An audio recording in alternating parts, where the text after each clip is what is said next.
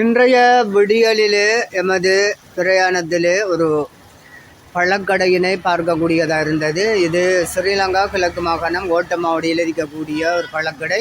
இதில் மிகவும் பிடித்தமான ஒரு பழத்தினை நான் காண்கின்றேன். அது ஒழுங்குபடுத்தப்பட்டிருக்கின்ற விதம் மிகவும் அழகாக இருக்கின்றது. அதனை நீங்களும் பாருங்கள். அன்பான உறவுகளே, மிக அழகான முறையில் இருக்கின்றது. அதை தவிர பல வகையான பழங்கள் இங்கே காணப்படுகின்றன.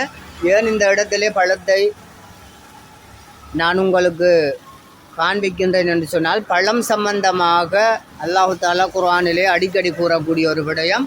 அதாவது உலக வாழ்க்கையிலே மனிதர்களுக்கு நாங்கள் பழங்களை தந்திருக்கின்றோம். பல வகையான பழங்களை நாங்கள் தான் உங்களுடைய உலக தேவைகளுக்காக, உங்களுடைய உலக ஆசைகளுக்காக நாங்கள் தந்திருக்கின்றோம் என்று கூறுகின்றான். அதே நேரத்தில் சுபனத்திலே முக்கியமான, அதாவது சுபனவாசிகளுக்கு விருந்தளிக்கப்படுகின்ற மிக முக்கியமான ஒரு பொருளாக, உணவுப் பொருளாக இந்த பழங்கள் தான் அங்கு காணப்படுகின்றன. அது சம்பந்தமாக நீண்ட விளக்கத்தினே நாங்கள் பெற வேண்டி இருக்கின்றது, கூற வேண்டி இருக்கின்றது, புரிந்து கொள்ள வேண்டி இருக்கின்றது.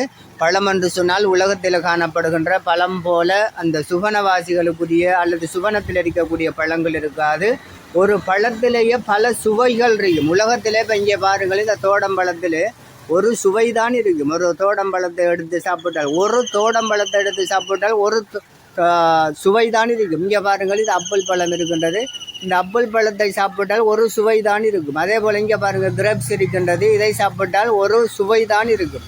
ஆனால் சொர்க்கத்தை பொறுத்த வரையில் ஒரு பழத்திலே, சொர்க்கவாதி ஒருவர் சுவைக்கக்கூடிய ஒரு பழத்திலே பல வகையான சுவைகள் இருக்கும் என்பதாக அல்லாஹு தாலா கூறுகின்றான். ஹதீஸுடைய கருத்துக்களையும் நாங்கள் பார்க்கின்றோம்.